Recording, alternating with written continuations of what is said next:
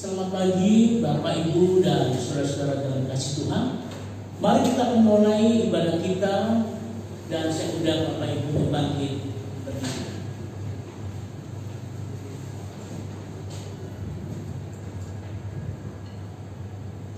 Ibadah dimulai dengan satu pengakuan bahwa datangnya dari pihak Tuhan yang menciptakan langit dan bumi beserta segala isinya, dan kasih setianya dari selama-lamanya.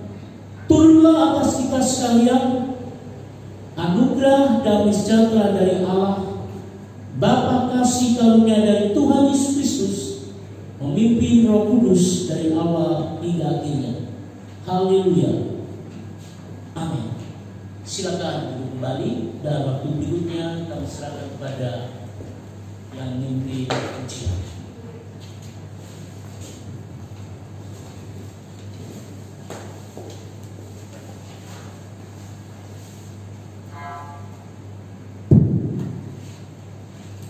Ya, selamat pagi, Shalom. Ya, pada hari ini kita akan mulai ibadah di tempat ini. Saya undang Bapak Ibu dan saudara-saudari sekalian untuk kita sama-sama memujikan Bila Kulihat Kita.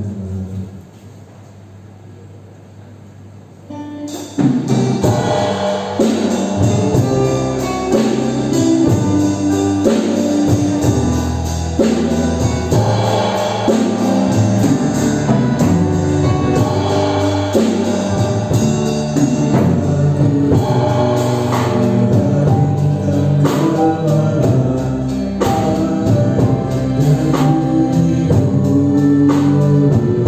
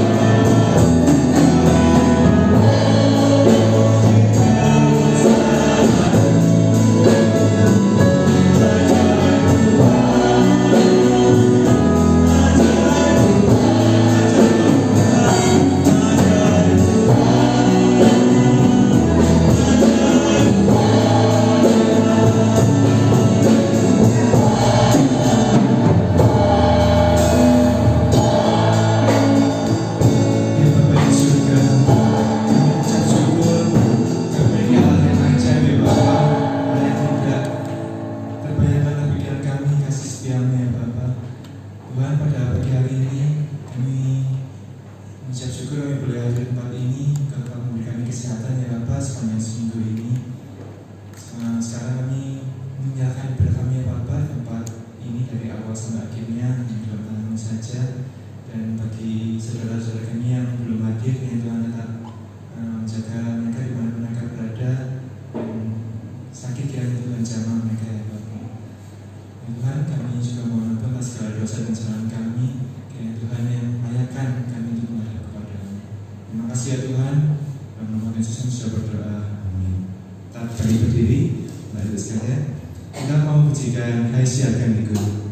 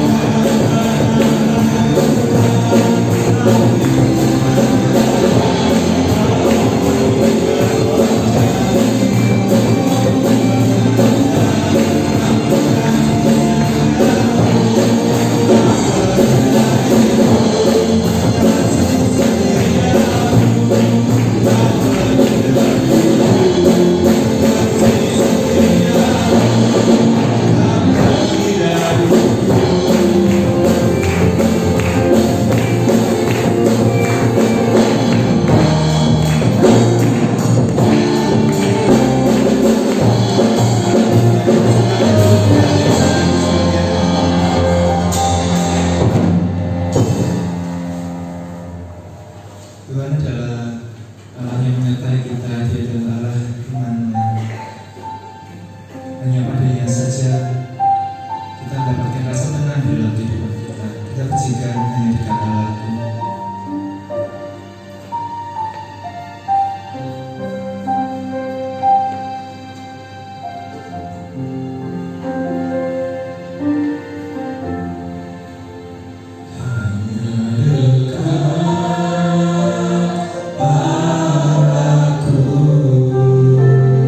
Rasa tenang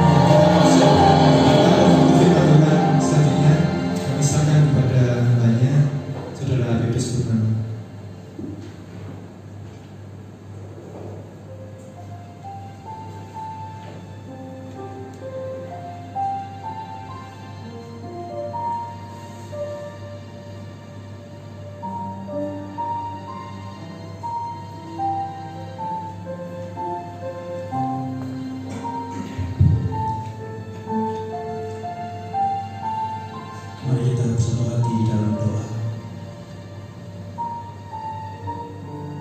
Kami ingin selalu bersekutu dengan Engkau, Tuhan.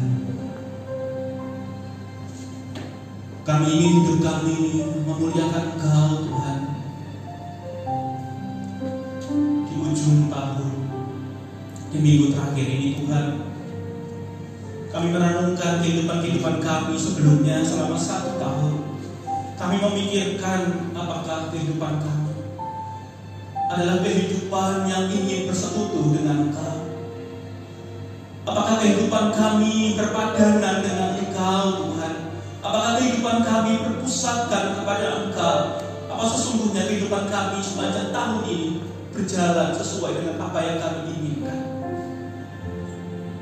Tuhan, inilah kehidupan kami yang selalu mencari apa yang kami inginkan, yang selalu mencari apa yang kami rindukan, menuntut semua hal yang kami inginkan, bahkan kami tidak segan untuk menuntut Engkau, untuk melakukan apa yang kami inginkan. Ada banyak peristiwa yang terjadi, Tuhan, di tahun 2020. Satu pertanyaan besar bagi kami, apakah peristiwa-peristiwa itu membawa kami untuk rindu bersekutu dengan Engkau? Tolong kami, Tuhan, di minggu terakhir ini kami merenungkan kembali penyertaan Tuhan, kami merenungkan kembali Allah yang Immanuel.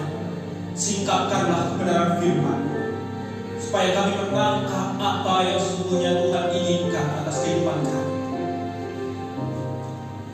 apa yang sesungguhnya Tuhan harapkan atas kehidupan kami. Berkati hamba-Mu yang menyampaikan dan berkati setiap kami yang mendengar. Biar kami sama-sama diberkati oleh Tuhan, kami sama-sama dikuatkan oleh Tuhan untuk menghadapi hari esok, bahkan untuk tahun depan. Terima kasih Tuhan. Kami akan sambut firman-Mu, firman dari Allah Immanuel. Haleluya. Amin. Silakan duduk Bapak Ibu saudara sekalian.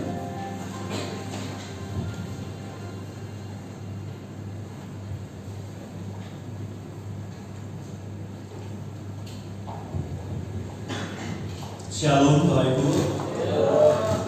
Di nama Tuhan kita boleh berjumpa kembali untuk merenungkan akan sabda kebenaran firman Tuhan.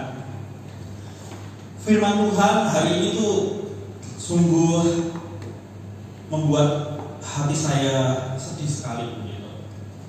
Tema kita hari ini Allah yang Immanuel, atau Immanuel, Allah yang menyertai kita.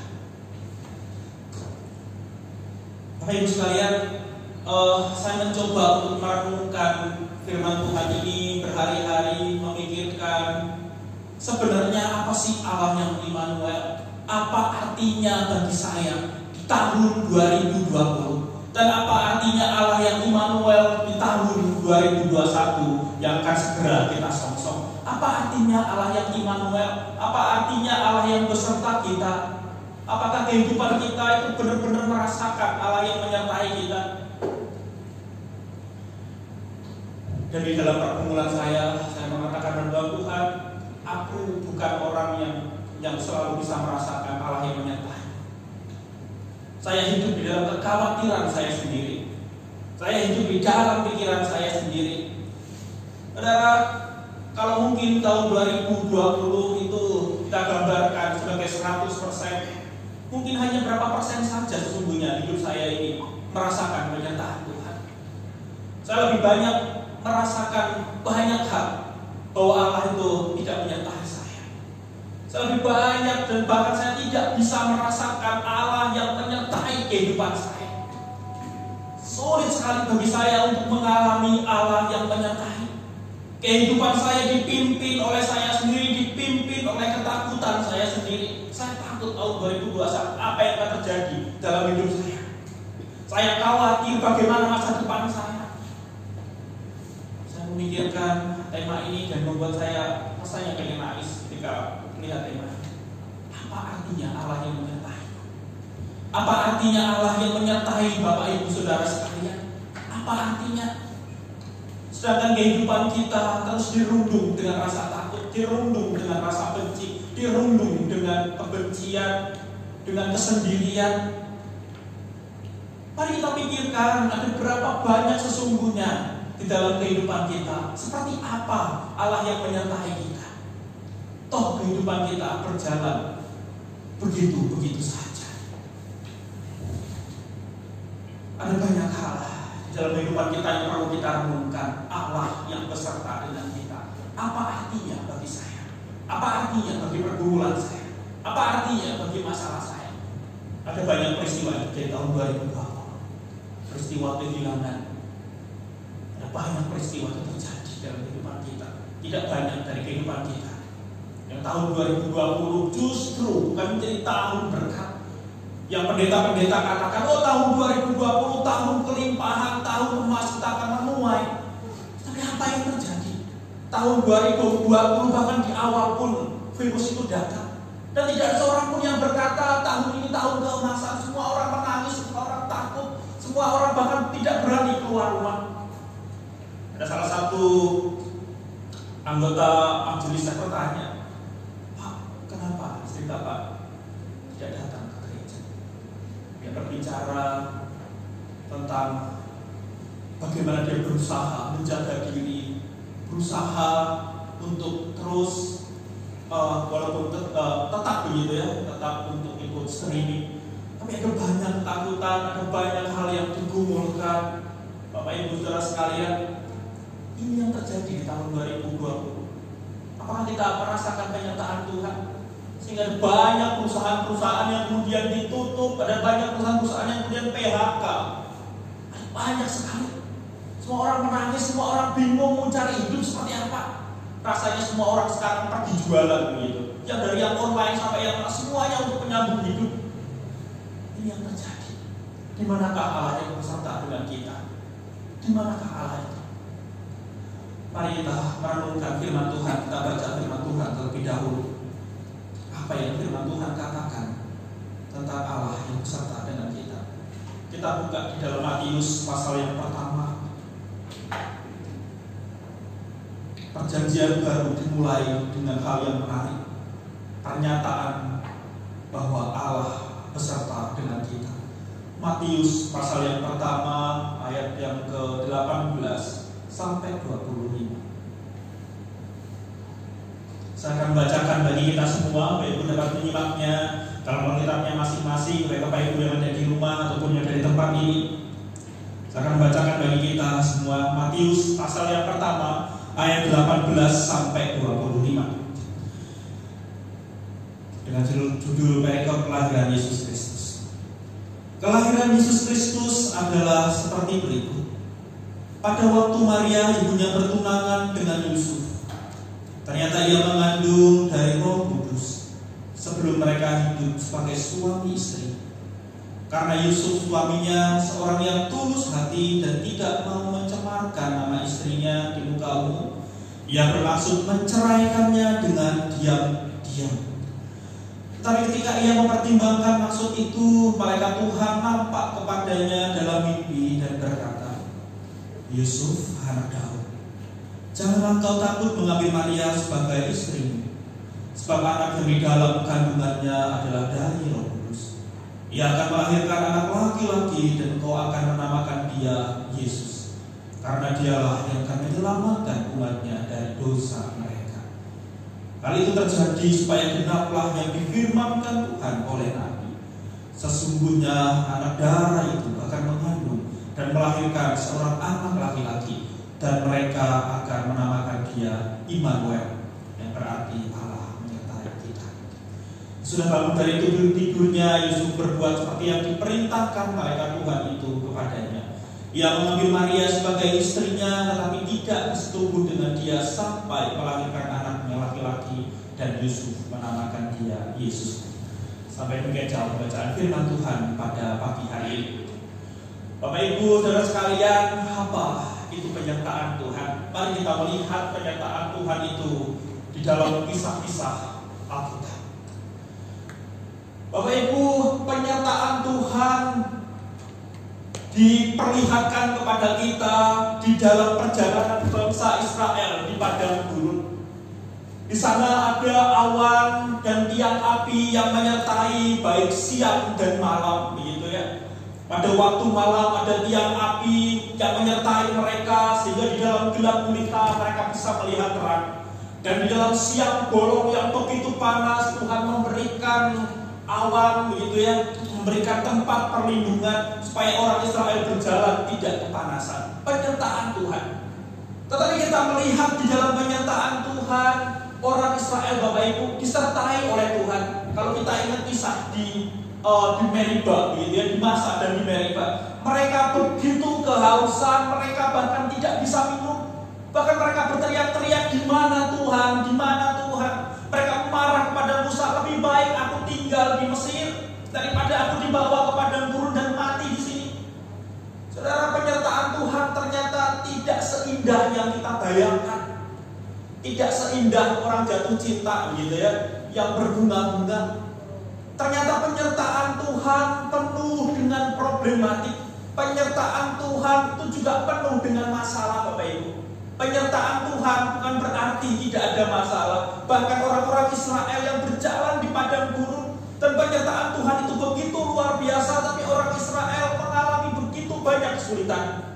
Mereka harus diserang, mereka harus bahkan untuk minum pun mereka tidak menemukan air.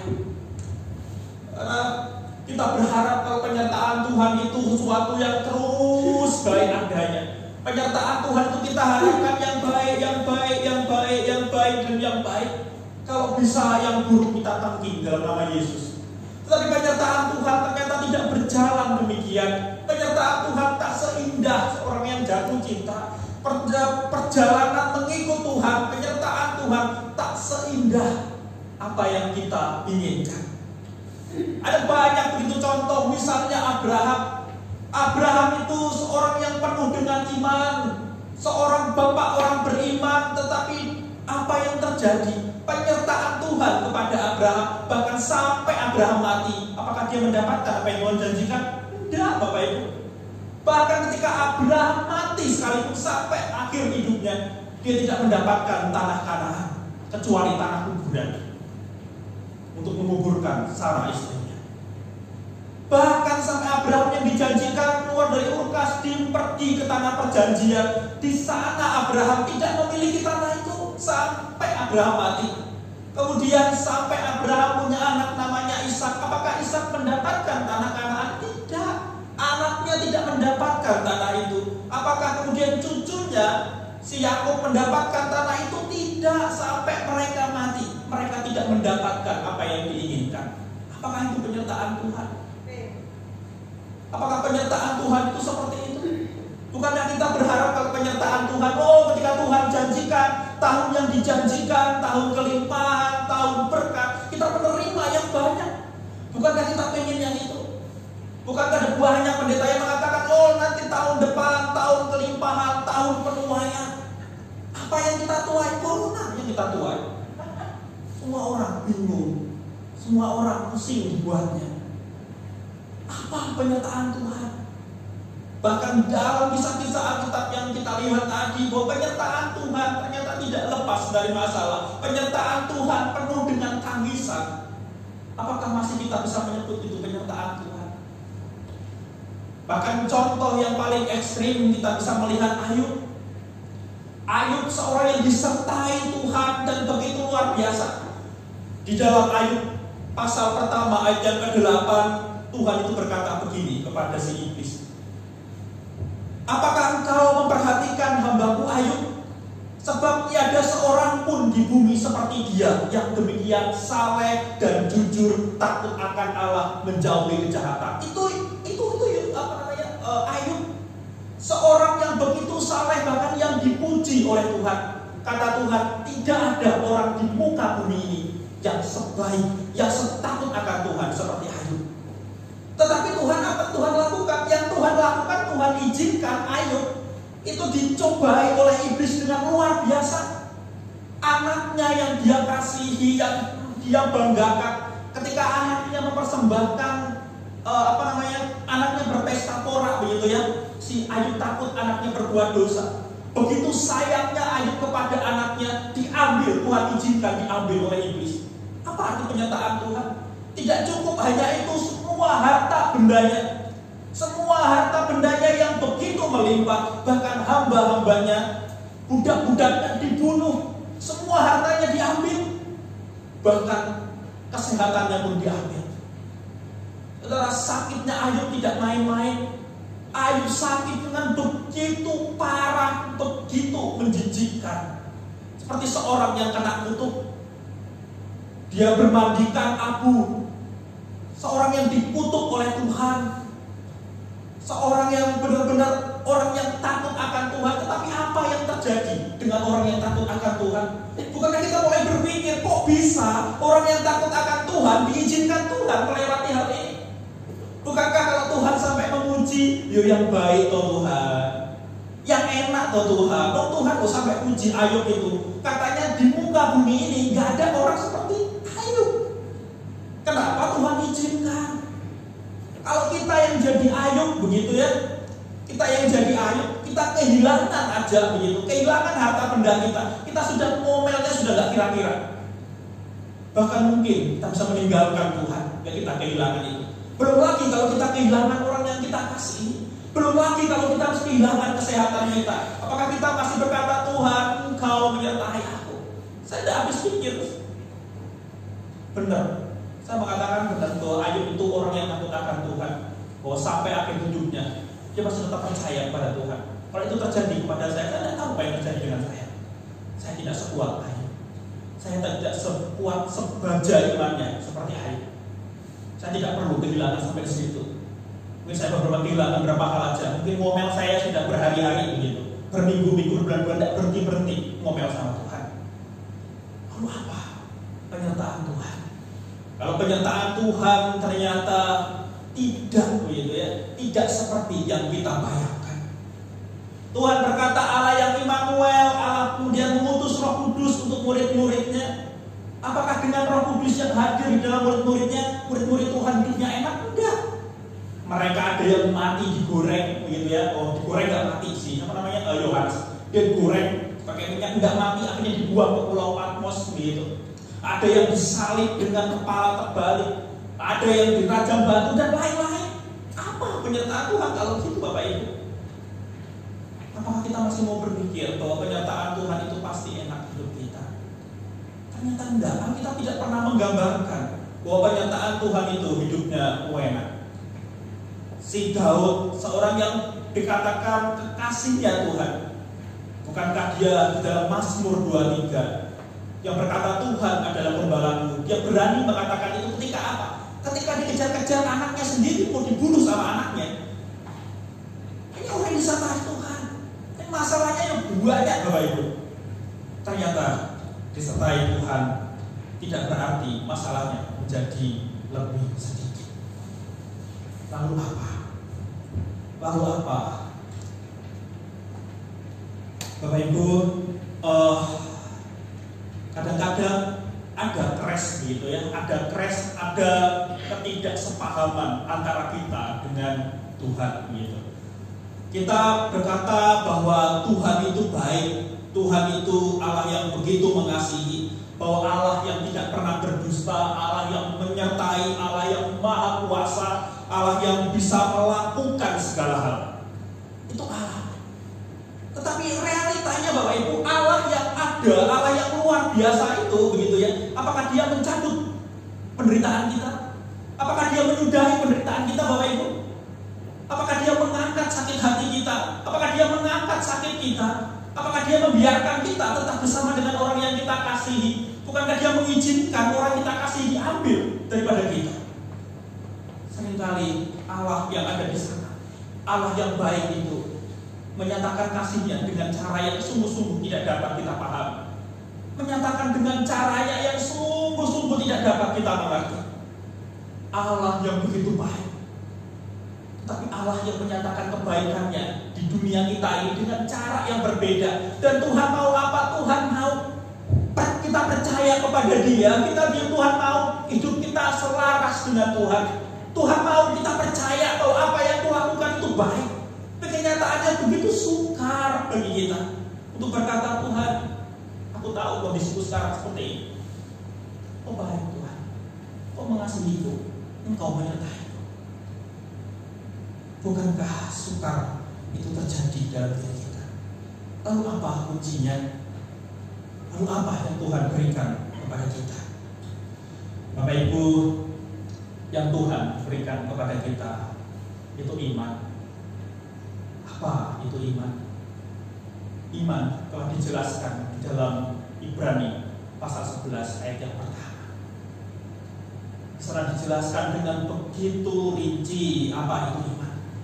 Bapak Ibu, kalau kita membaca dari pasal yang ke-11, dari 11 itu didefinisikan iman itu apa. Setelah didefinisikan iman itu apa, Ibrani 11 itu menceritakan semua kisah, begitu ya. Ini tidak diceritakan dengan detail, dia menceritakan kisah-kisah iman dari orang-orang yang beriman.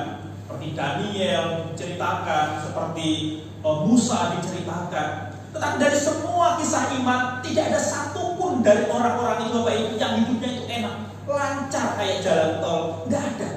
Justru iman itu dinyatakan, iman itu diperlihatkan di dalam masalah-masalah yang mereka hadapi. Misalnya, asal dikatakan bahwa Abraham itu percaya, kemudian dari Ur Kasdim Tuhan pimpin ke tanah Kanaan dengan tidak tahu apa yang dia tuju, katanya begitu. Penuh dengan problematik. Justru iman itu dinyatakan bukan dengan peristiwa-peristiwa yang heboh, peristiwa yang penuh dengan berkat melimpah, tapi iman itu digambarkan dalam peristiwa-peristiwa sulit dalam kehidupan kita. Karena iman memang nampak justru di dalam peristiwa-peristiwa yang sulit dalam kehidupan kita. Iman itu justru nampak di sana. Dan Bapak Ibu sekalian, dengan imanlah kita bisa mengerti. Iman itu diberikan oleh Tuhan, begitu ya. Jadi iman itu seperti alat komunikasi, seperti handphone, begitu ya. Handphone yang ada alat komunikasinya. Misalnya alat komunikasinya itu entah WhatsApp, entah YouTube, begitu ya, alat komunikasi. Tuhan itu memberikan iman untuk apa? Supaya kita tahu, supaya kita bisa membaca hidup kita. Tuhan memberikan iman untuk membaca kehidupan kita, untuk melihat Tuhan yang menyertai kita. Iman, tanpa iman kita tidak akan bisa melihat penyertaan Tuhan. Tanpa iman kita tidak akan bisa melihat apa yang terjadi dalam kehidupan kita dengan kacamata Tuhan. Kita akan terus melihat hidupku itu A, hidupku itu B. Kalau enak itu dari Tuhan, kalau tidak enak itu bukan dari Tuhan. Tetapi apakah Abraham itu hidupnya tidak dari Tuhan? Dari Tuhan. Tapi hidupnya sampai mati pun tidak mendapatkan apa yang diinginkan. Apakah dia kurang beriman? Dia sangat-sangat beriman. Dia bapak orang beriman. Tapi dia tidak mendapatkan apa yang Tuhan janjikan sampai akhir hidupnya. Dia orang beriman. Lalu iman itu apa? Bapak Ibu, iman yang Tuhan berikan. Iman itu kayak tinglong. Tinglong itu tinglong itu berpikir yang jauh, begitu Bapak Ibu. Tinglong itu tidak hanya mikirin yang sekarang. Tinglong itu tidak hanya fokus kepada masalah yang sedang kita hadapi. Tinglong itu mikir yang jauh, mikir yang sampai sono, begitu. Bahwa Tuhan pasti tidak akan pernah berdusta. Tuhan pasti tidak akan pernah mengingkari janjinya. Kalau Tuhan mengingkari janjinya, atau bahkan Tuhan tidak mungkin bisa mengingkari janjinya. Tetapi pertanyaannya, iman seperti apa yang kita miliki? Seringkali kita hanya melihat hari ini, today, begitu ya. Kita fokus kepada masalah yang sedang kita hadapi sekarang ini. Kita tidak mau melihat dengan iman bahwa Tuhan tidak mungkin berdusta, bahwa Tuhan, begitu ya, kita tinglok, mikirin yang sampai yang jauh, begitu. Mikir yang jauh bahwa Tuhan pasti melakukan apa yang Tuhan janjikan. Mungkin bukan untukku. Bapak Ibu, andai, saya bertanya begini, andai Bapak Ibu, Tuhan akan memberkati Bapak Ibu, tetapi ternyata Tuhan memberikan berkat kepada anak cucu Bapak Ibu. Apakah kita juga akan senang Bapak Ibu kalau dia berkatnya ternyata bukan untuk saya sekarang, tapi untuk cucu saya? Apakah kita juga akan senang kalau ternyata bukan untuk saya sekarang? Apakah kita akan tetap Tuhan terima kasih? Salah satu contoh Bapak Ibu, satu kali ada bapak-bapak. Kalau bapak itu sedang duduk-duduk, bukan duduk, sedang menanam satu pohon. Namanya pohon itu pohon oak. Pohon oak itu salah satu jenis pohon terbesar di dunia, Bapak Ibu. Besar sekali. Bahkan ada satu pohon oak yang dipakai seperti menjadi gereja begitu. Pohon oak itu besar sekali dan pohon oak begitu ya. Pohon oak itu bisa untuk menjadi besar dia butuh sekitar 70 tahun. Jadi ceritanya bapak itu sedang menggali tanah, kemudian dia menanam satu pohon yang namanya pohon oak di situ.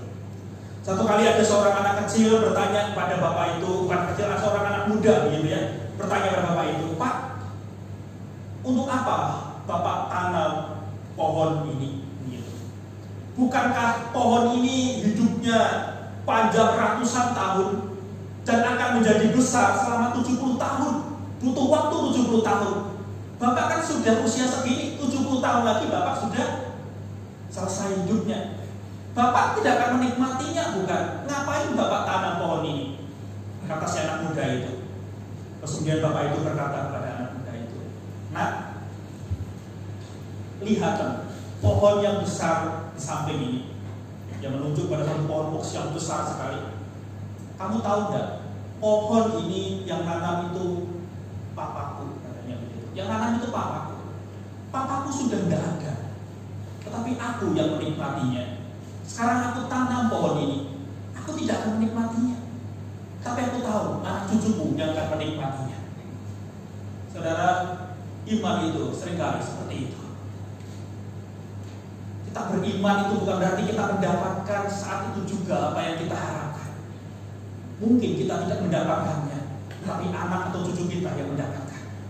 Apakah kita masih bersedia menanam pohon itu sekalipun kita tidak akan menikmatinya? Maukah kita tetap percaya kepada Tuhan sekalipun mungkin bukan kita yang menikmatinya? Maukah kita percaya kepada Tuhan sekalipun bahwa mungkin setelah kita menanam seperti orang menanam pohon itu dan besok kita akan selesai hidupnya? Maukah kita tetap percaya kepada Tuhan? Maukah kita tetap percaya kepada Dia? Bapak Ibu sekalian, jika kita berbicara tentang pernyataan Tuhan, ada banyak kisah yang begitu. Salah satunya adalah kisah dari Joni Eareckson Tada. Kisah dari Joni Eareckson Tada, kalau Ibu mendengarnya, seorang anak muda yang begitu cantik, yang begitu menarik ketika dia pergi untuk menyelam gitu ya. Dia untuk menyelam. Satu kali terjadilah satu peristiwa karena terjadi benturan. Jadi karena benturan itu akhirnya Joni Eareckson itu tubuhnya Bapak Ibu sebelah sini sampai ke bawah itu mati gitu. Kepalanya bisa ngomong, mulutnya bisa ngomong gitu ya. Mulutnya bisa ngomong, masih bisa dengar, tapi dari leher ke bawah itu mati gitu. Bapak Ibu, ketika itu terjadi kepada Joni Eareckson, kemudian dia mencoba untuk memahami arti hidupnya. Dia kemudian melukis dengan apa? Dengan mulutnya. Dia melukis dengan mulutnya, kemudian dia berusaha, bahkan dia berkata kepada teman-temannya, bantu aku bunuh diri. Dia tidak bisa apa-apa, dengan mulutnya toh yang ngomong begitu kan. Tangannya nggak bisa digerakin, kakinya nggak bisa digerakin. Akhirnya dia berkata pada teman-temannya, tolong aku, bantuin aku bunuh diri, katanya begitu. Aku udah kesambut lagi. Tapi dengan bantuan teman-temannya, bukan untuk bunuh diri begitu ya, dengan bantuan teman-temannya dan dorongan dari teman-temannya, dia bisa melewati semua itu. Dia bisa melewati semua itu. Satu kali di dalam pesawat, Joni Eareckson naik pesawat, terus kemudian ada satu orang bertanya, Joni, apa yang engkau alami seperti ini? Apakah engkau masih mengasihi Tuhan? Kira-kira begitu kalau saya bahasakan. Engkau dalam keadaan begini, mengapa engkau memberitakan Injil dengan begitu luar biasa? Keadaanmu begini, kenapa engkau tidak mengutuki Tuhan? Saudara, kalau kita ditanya begitu di dalam kondisi kita yang sedang sekarang, apakah kita kemudian, aku mengutuki itu? Joni Eareckson waktu itu tidak menjawabnya. Satu kali di dalam satu momen begitu ya, dalam satu momen bincang-bincang begitu, bukan bincang iman gitu ya. Di satu perbincangan begitu kayak talk show begitu, Joni Eareckson itu menjelaskan begini. Saya beriman kepada Tuhan itu karena saya pengenalan Bapak Ibu ya. Dia mengatakan begini, iman itu bukanlah tali yang diletakkan di lehernya Tuhan. Kemudian kalau kita minta kepada Tuhan, kita tinggal tarik tali iman itu lehernya Tuhan, kita tarik begitu supaya Tuhan itu mau mengabulkan permintaan kita. Dia bilang begitu. Iman itu bukan tali yang kita letakkan di lehernya Tuhan sehingga kita berkata, aku beriman maka sembuh, aku beriman maka sukses. Belum tentu. Iman itu bukanlah tali yang ditempatkan di lehernya Tuhan. Iman itu sebaliknya. Apa? Iman itu adalah fasilitas gitu ya, yang Tuhan berikan supaya kita bisa merespon, supaya kita bisa mengerti kebaikan Tuhan sekalipun di tengah badai. Satu kali Laura, seorang yang begitu takut akan Tuhan, di dalam lagunya Blessing, Laura Story, menarik sekali. Laura, seorang yang takut akan Tuhan, satu kali suaminya itu terkena tumor otak. Terkena tumor gitu. Si Laura ini berdoa pada Tuhan, dia berdoa terus menerus, dia berdoa dan berdoa. Tapi Tuhan tidak menjawabnya. Tapi Tuhan tidak menyembuhkan suaminya. Tuhan tidak menyembuhkan suaminya sampai saat itu.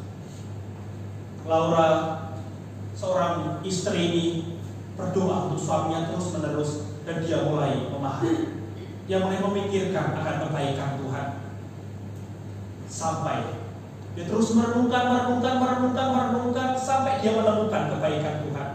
Di dalam satu lagu yang berjudul Blessing dikatakan begini, bagaimana jika berkat Tuhan itu datang dalam hujan lebat? Bagaimana jika berkat Tuhan itu datang dalam tangisan? Bagaimana jika pencobaan itu datang sebagai berkat yang tersembunyi bagi Tuhan, sebagai berkat yang tersembunyi dari Tuhan? Apakah kita masih mau berkat itu, Bapak Ibu? Berkat yang datang dalam hujan lebat, berkat yang datang dalam tangisan, berkat yang datang dalam pencobaan dalam kehidupan kita. Mau nggak kita menerima berkat yang semacam itu? Kalau ternyata berkat Tuhan datang di dalam tangisan, air mata yang harus kita kucurkan. Mau nggak kita berkata, Tuhan, Kau tetap menyertai. Engkau tetap Immanuel Tuhan, Engkau Allah yang beserta. Kembali pada kisah Joni Eareckson pada, dia mengatakan begini, ketika dia mati separuh badannya, dia berkata, saya punya dua pilihan. Pilihan yang pertama, saya terus bertanya, Tuhan mengapa saya bisa menutupi Tuhan, saya bisa menghujat Tuhan. Pilihan yang pertama, dia mengatakan punya dua pilihan. Yang pertama untuk menghujat Tuhan, dan pilihan yang terakhir untuk apa? Pilihan yang terakhir untuk memikirkan, merespons apa yang Tuhan inginkan atas hidupnya. Dan benar, Joni Eareckson Tada menjadi seorang penceramah yang begitu luar biasa. Kenapa? Karena iman yang menolong dia memahami akan Tuhan itu seperti apa. Jadi iman itu menolong kehidupan kita. Bapak Ibu, setiap kita yang ada di tempat ini, Bapak Ibu yang ada di rumah, setiap orang percaya, kita ada di dalam penyertaan Tuhan. Dimanapun Bapak Ibu berada, di dalam masa sukar sekalipun, seperti yang Daud katakan, baik di dalam lembah kekelaman pun, sekalipun gadamu dan tongkatmu itu beserta dengan aku. Tidak ada tempat di mana kita tersembunyi bagi Tuhan. Tuhan berkata di dalam Mazmur, kemanakah aku dapat pergi menjauhi Roh-Mu? Tuhan, aku berlari ke ujung bumi pun, Roh Tuhan ada di sana. Tidak ada tempat yang tersembunyi, tidak ada tempat dimanapun Tuhan tidak beserta dengan kita. Tidak ada tempat dimanapun kita jauh dari kata Allah yang Immanuel. Tidak. Kita ada di dalam lingkup, kita ada di dalam lingkaran Allah yang Immanuel. Kita tidak akan pernah bisa keluar dari Allah yang Immanuel. Artinya apa? Artinya bahwa hidup kita miliknya Tuhan. Hidup kita selalu miliknya Tuhan dan disertai oleh Tuhan. tidak hanya di dalam kondisi yang baik, terlebih di dalam kondisi yang begitu sulit dalam kehidupan kita. Justru di sana Allah yang Immanuel itu luar biasa. Filipiensi itu mengatakan begini, Bapak Ibu, seorang teolog yang begitu luar biasa. Dia mengatakan begini, iman seperti Ayub tak mungkin tergoncang, karena iman itu sendiri lahir dari goncangan. Iman yang lahir dari pergumulan itu adalah iman yang kuat, yang strong, Bapak Ibu. Beda dengan iman yang hidupnya, enak hidupnya, begitu. Hidupnya serasa lancar-lancar kayak jalan tol. Ketika masalah sedikit, pasti langsung reaksinya luar biasa. Maka Filipiensi berkata, iman seperti Ayub tak mungkin tergoncang, karena iman itu sendiri lahir dari goncangan. Mari setiap goncangan dalam kehidupan kita itu memurnikan iman kita. Tahun depan tidak akan menjadi lebih mudah, Bapak Ibu. Tahun depan tidak akan menjadi lebih mudah. Bukankah itu kenyataan hidup kita tidak akan menjadi lebih mudah, bukan? Hidup kita, masalah satu belum selesai, ditambahin lagi. Besok lagi ada masalahnya lagi, padahal yang kemarin aja belum selesai. Tapi masalah-masalah yang ada itu menolong kita menjadi orang yang kuat. Mengapa? Ada peristiwa yang nyata, Bapak Ibu, kisah nyata. Di satu tempat, begitu ya, di pelosok rimba Amazon, di hutan Amazon, begitu ya. Di pelosok hutan Amazon itu tinggal ribuan orang di situ. Di hutan yang begitu dalam, orangnya hidup dengan damai, begitu. Di hutan Amazon yang jauh dari perkotaan, mereka hidup dengan damai. Tetapi satu ketika, Bapak Ibu, ada ribuan orang yang mati seketika. Ribuan orang yang mati dalam waktu sekejap. Kenapa masalahnya? Masalahnya begini. Jadi ketika orang-orang itu tinggal di hutan Amazon, pedalaman Amazon, begitu Bapak Ibu ya, di hutan itu, ternyata ada orang-orang dari kota, begitu, penebang-penebang liar itu datang dengan traktornya, datang tebang pohon. Ternyata dari beberapa dari mereka itu punya virus yang namanya virus flu, influenza, Bapak Ibu. Saya percaya di sini pernah flu semua kan, dan nggak apa-apa kan kalau cuma flu, nggak apa-apa. Tetapi bagi orang-orang yang tinggal di hutan Amazon itu, begitu ya, karena orang-orang itu tidak pernah kena virus flu.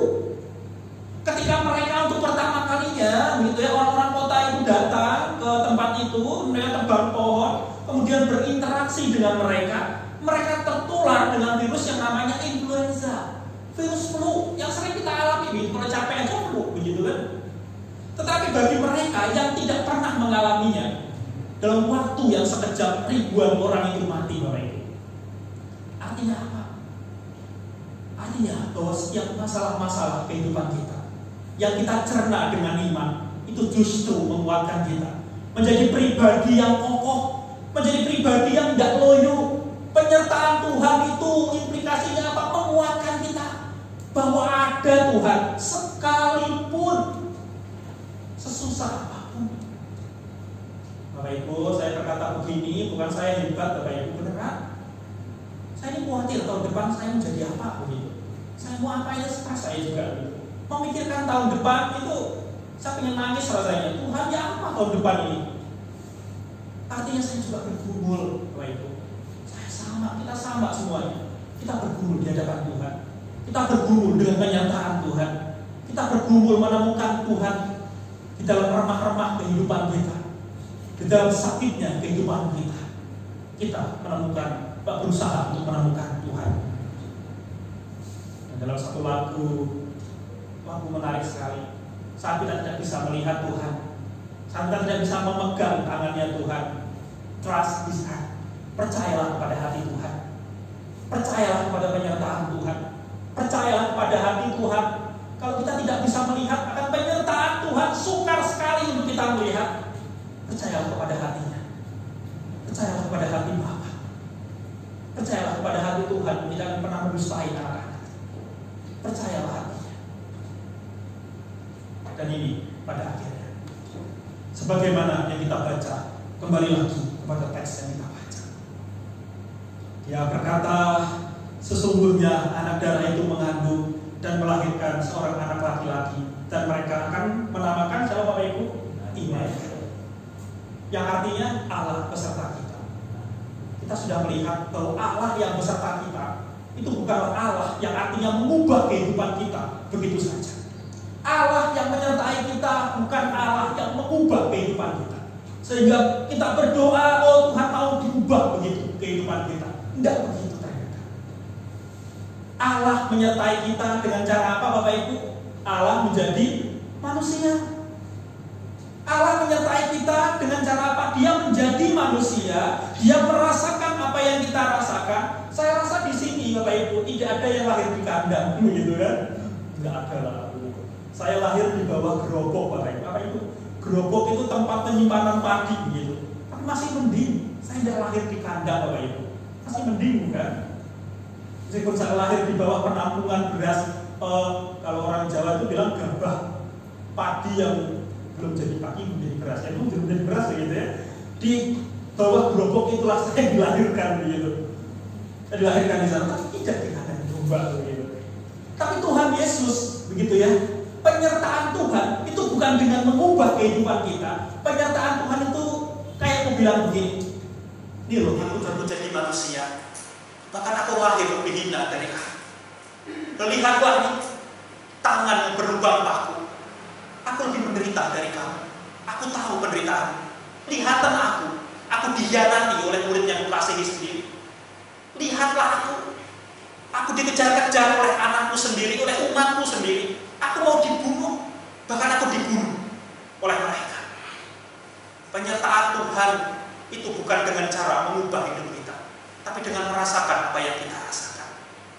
Allah yang peduli itu bukan Allah yang mengubah kehidupan kita, tapi Allah yang merasakan apa yang kita rasakan. Dia turut merasakan. Jadi kalau Bapak Ibu merasakan pergumulan, lihatlah di sampingmu ada Tuhan yang sedang merasakan yang kita rasakan juga. Dia seolah-olah bilang begini, aku juga ngerasain yang kamu rasain. Kamu tidak sendirian. Aku ngerasain, lihatan aku juga ngerasain. Tuhan seolah-olah berkata seperti itu kepada kita. Lihatan tanganku, lihatan aku lahir, lihatan aku juga dihianati, lihatan padaku juga bergumul. Bahkan di akhir pergumulanku, aku berkata kepada Bapa, Eloi, Eloi lama sabachthani. Allahku, Allahku, mengapa engkau meninggalkan aku? Bahkan hal yang paling menakutkan oleh manusia itu ditinggalkan oleh Allah. Aku sudah merasakannya. Tuhan mau bilang itu kepada kita. Penyertaan Tuhan itu diberikan kepada kita dengan Allah merasakan apa yang kita rasakan. Dengan Allah mencicipi semua kepedihan kita, bahkan menyerap semua kepedihan kita. Jadi Bapak Ibu, Allah yang menyertai kita di tahun ini, apa yang bisa menggumulkannya? Apa arti Tuhan yang menyertai kita? Mungkin Bapak Ibu tahun ini tidak baik-baik saja. Justru banyak masalah, banyak peristiwa yang mengejutkan, banyak peristiwa yang mengecewakan. Mari kita renungkan bahwa Allah juga merasakan apa yang kita rasakan. Dia tidak jauh di sana sambil mendelengi, delono anai, gitu toh itu. Tidak, Bapak Ibu. Justru Dia ada di samping kita. Dia meringkuk bersama dengan kita di dalam tangisan kita. Bukankah Allah menangis ketika sahabatnya itu meninggal? Bukankah Allah menangis atas penderitaan umatnya? Dia menangis bersama dengan kita. Dia Allah yang Immanuel, Allah yang merasakan semua yang kita rasakan. Sekali lagi, Bapak Ibu tidak bergumul sendiri. Tahun depan, Bapak Ibu tidak bergumul sendiri. Sekalipun tahun depan tidak akan menjadi mudah. Mintalah iman, Tuhan tambahkanlah iman kepadaku, supaya aku dapat lebih mengerti penyertaan-Mu atas hidupku. Itu yang Tuhan inginkan. Itu yang Tuhan mau. Allah yang Immanuel, bukan Allah yang dari surga turun mengubah semua orang, tapi Allah yang menjadi manusia. Dia benar-benar tahu apa yang kita rasakan. Dia mengerti pergumulan Bapak Ibu sekalian. Tidak ada satu pergumulan pun yang tersembunyi di hadapan Tuhan. Bapak Ibu, utarakanlah pergumulan kita di hadapan Tuhan, karena Dia mengerti pergumulan kita. Sekalipun mungkin memang Tuhan tidak sering begitu, kemudian kayak Allah diminta 3 permintaan begitu. 1 minta apa, 2 minta apa, 3 minta apa, enggak. Mungkin Dia akan menepuk pundak kita. Ya anakku, aku bersamamu, dan kita lewati bareng-bareng. Dia akan berkata seperti itu kepada kita. Dia akan menguatkan hati kita. Ayo hadapi masalahmu, ayo ampuni, ayo berjuang. Mungkin Tuhan yang berkata seperti itu kepada kita. Dia terus temani kehidupan kita dengan cara yang seperti itu. Ayo berjuang, ayo berjuang. Jangan nyerah. Lihatlah penyertaanku, lihatlah penyertaanku. Sekalipun begitu suka. Sebagaimana tema kita di tahun ini, Bapak Ibu, jemaat yang berpusatkan kepada Injil. Kita akan melewati temanya. Apa maksudnya? Apakah hidup kita di dalam keseharian kita juga merasakan Tuhan yang menyertai kita? Hidup kita yang berpusat kepada Kristus. Selalu ada Kristus, selalu ada Kristus, selalu ada Kristus dalam hidup kita. Berpusat kepada Injil, selalu berfokus di sana. Selalu hidup kita melibatkan Tuhan. Tahun depan, Bapak Ibu, silahkan membuat planning. Bapak Ibu bisa menulis, membuat planning. Tetapi satu hal, bawalah pergumulan itu kepada Tuhan. Dan lihatlah kebaikan Tuhan atas kehidupan kita. Amin. Mari kita berdoa. Bapak Ibu, saya mengajak Bapak Ibu untuk nyanyi satu pujian. Pujian di minggu terakhir untuk menutup minggu terakhir ini, gitu ya. Minggu depan kita beribadah sudah di tahun baru, Bapak Ibu. Tapi hari ini, mari kita melihat kehidupan kita yang sebelumnya, dan kita lihat kehidupan kita di depan. Bagaimana Tuhan menyertai kehidupan kita. Kita nyanyikan satu pujian, Allah mengerti, Allah peduli. Banyak perkara yang tak dapat. Saya tolong Bapak Ibu untuk ikut bantu saya menyanyi sedikit.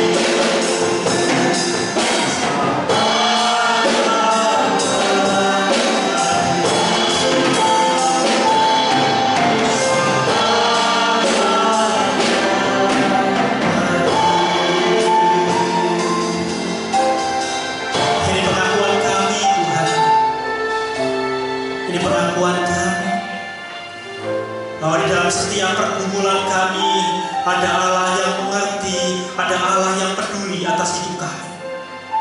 Kami tidak bergumul sendiri. Kami tidak sendirian untuk menghadapi hari-hari sulit kami. Kami tidak sendiri menghadapi sakit kami. Kami tidak sendiri menghadapi kehilangan kami. Kami tidak sendiri menghadapi hari esok yang unpredictable, yang sungguh-sungguh tidak dapat kami prediksi. Hari esok itu dengan ketakutan kami tidak sendirian. Terima kasih Tuhan, karena Kau Allah yang Immanuel, yang beserta dengan kami, yang selalu menepuk akan pundak kami, yang selalu mengingatkan kami akan kasih-Mu yang luar biasa. Terima kasih karena kami memiliki Allah seperti Engkau. Berapa hari lagi kami melewati tahun 2020, tapi kami tahu tahun 2020 yang sukar ini kami lewati bersama dengan Engkau. Kami lewati dalam penyertaan Tuhan, dan kami akan terus berjalan di dalam penyertaan-Mu tahun depan. Kami berjalan di dalam penyertaan-Mu demi penyertaan, di dalam kasih-Mu, di dalam kepedulian-Mu, di dalam kemengertian-Mu atas hidup kami. Terima kasih Tuhan, terima kasih. Berkati Bapak Ibu di tempat ini, supaya yang ada di rumah, di dalam pergumulan mereka Tuhan, kami sama-sama bergumul, kami sama-sama berusaha, kami sama-sama berjuang. Tolong kami supaya kami terus menyadari Allah yang Immanuel atas hidup kami. Terima kasih Tuhan, terima kasih. Kami sungguh bersyukur memiliki Allah seperti Engkau. Sungguh kami bangga memiliki Allah seperti Engkau, Allah yang peduli dan mengerti. Terima kasih Tuhan, demi Kristus Yesus Tuhan kami, Allah yang Immanuel, kami berdoa mengucap syukur. Amin. Silakan duduk Bapak Ibu sekalian. Puji Tuhan, Shalom. Kita tidak terasa setahun penuh kita sudah melewatinya hari ke hari, dan kita tahu dan juga kita diingatkan oleh firman Tuhan, dan kita tidak pernah sendiri. Allah menyertai hidup kita. Bahkan iman yang diberikan kepada kita, firman Tuhan, Injil yang diberikan kepada kita, karena Allah tahu kita tidak pernah sanggup untuk jalan sendiri. Oleh karena itu Allah tetap Allah, manusia tetap manusia. Dan di dalam kemanusiaan kita membutuhkan firman Tuhan, dan kita diberikan iman percaya sebagai anugerah untuk melewatinya bersama dengan Dia. Dan tahun 2021 bukan suatu hal yang mustahil, kita bisa lewati juga dengan benar dan baik, karena Allah menyertai kita semua. Ada beberapa pengumuman yang perlu kami sampaikan. Untuk minggu yang akan datang, di tempat ini akan dilayani oleh Ibu Pendeta Susi Raspati. Seperti biasanya, pada jam 7 kami mengundang Bapak dan Ibu dapat hadir, dan bagi jemaat yang mendengar lewat online pun kami undang untuk bisa tahun depan, yaitu tanggal 3 Januari, dimulai suatu hal yang baru. Selama setahun kita meninggalkan ibadah, hadir di tempat, dan biarlah pada tahun yang akan datang dengan iman percaya kita akan melewati bersama dengan penyertaan daripada Allah bagi kita semua. Pengumuman yang lainnya, Ibu dapat membaca di WA yang sudah dibagikan selama di dalam minggu yang lalu untuk kegiatan minggu yang akan datang. Di WA Online sudah ada ya. Ada satu lagi berita yang perlu kita ketahui, bahwa telah dipanggil oleh Bapak ke surga pada hari Senin tanggal 21 Desember Bapak Sunario Tanjung, suami dari Ibu Sunario Tanjung, Papa dan Papa mertua dari Bapak Ibu Michael B. Bagus. Jenazah telah dimakamkan di Pemakaman Umum Keputih, Surabaya pada Rabu yang lalu tanggal 23 Desember. Kiranya Tuhan memberikan penghiburan dan kekuatan pada keluarga yang ditinggalkannya. Kita akan memberikan persembahan. Sebelum memberikan persembahan, ada pengumuman penting dari bendahara gereja. Kita ada perubahan nomor rekening CIMB bank yang kita miliki selama ini, ya. Jadi Bapak dan Ibu kalau kebiasaannya menyetor atau mentransfer untuk sumbangan atau perpuluhan atau hal yang lain kepada rekening tersebut yang lama, Mungkin Bapak dan Ibu dapat menundanya dan mempertanyakan kepada hamba Tuhan atau kepada Ibu Morin, ya, atau kepada saya atau ke Pak Tim sebagai majelis gereja untuk nomor yang baru supaya tidak nyasar ya ke nomor yang lama, karena nomor yang lama akan ditutup. Dan untuk sumbangan Natal dan tahun baru tetap kami sediakan amplop yang tadi sudah ada gambarnya di depan, tinggal diberikan satu tanda dengan tanda centang di tempat kolom yang disediakan, yaitu untuk Natal dan tahun baru. Kita akan memberikan persembahan dan kita nyanyikan pujian kasih Allahku sungguh telah terbukti. Bersyukur, bersyukur karena kita dimiliki oleh Allah dan diberikan Allah satu anugerah kelahiran Yesus Kristus bagi kita semua. Mohon yang bertugas dan menjalankan tugasnya. Kasih Allahku sungguh telah terbukti.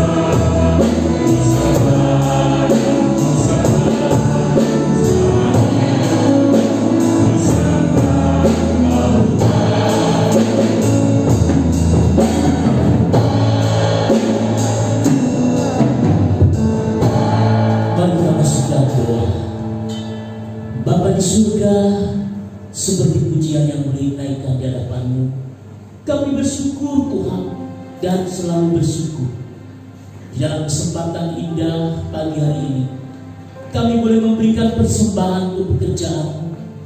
Berkati kami semua Tuhan yang memberikan persembahan, dan juga berkati pengurus atau majelis sehingga mereka boleh bersama-sama boleh melakukan tanggung jawabnya kepada Dia Bapa. Bapa, kami juga berdoa untuk jemaat-jemaat Tuhan yang saat ini mengalami berbagai sakit penyakit persoalan.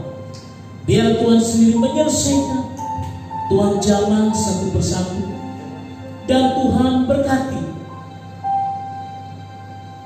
di dalam saat-saat indah di akhir tahun ini. Kami boleh menikmati satu tahun bersamamu. Kami tidak tahu Tuhan apa yang terjadi di tahun 2021, tetapi yang kami tahu pasti Engkau adalah Allah yang penuh kasih. Allah adalah sumber segala sumber pertolongan yang kami harapkan.